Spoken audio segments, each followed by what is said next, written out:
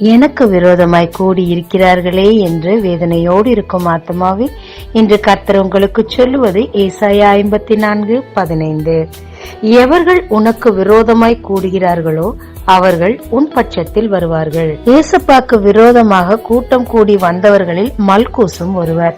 அந்த கூட்டத்தின் மேல் கோபப்பட்ட பேதுரு மல்கூசின் காதை வெட்டிவிட்டார். ஆனால் மல்கூசு இயேசுவிடம் வந்தபோதோ அந்த காதுகள் அதே இடத்தில் இருக்கத்தக்கதாக தேவன் அவரை குணமாக்கினார். கர்த்தர் நம் பட்சத்தில் இருக்கும் போதும் மனுஷன் என்ன செய்வான் என்று வேதம் சொல்லுகிறது. உங்களுக்கு விரோதமாக கூடியிருக்கும் இந்த கூட்டத்தை பார்த்து நீங்கள் பயப்பட வேண்டாம். தேவன் உங்கள் பட்சமாய் இருக்கிறபடினால், உங்கள் பாதைகள் அவருக்கு பிரியமாய் இருக்கிறபடினால், உங்கள் சத்துருக்கள் உங்கள் பட்சமாய் வர கர்த்தர் உதவி செய்வார். ஜெபிக்கலாமாங்க.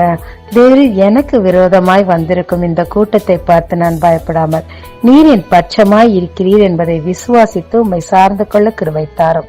இயேசு மூலம் பிதாவே, ஆமென். இயேசு கிறிஸ்துவின் நாமத்தில் இந்த நாளில் உங்களை ஆசீர்வதிக்கும் ஜீசஸ் விஷன்.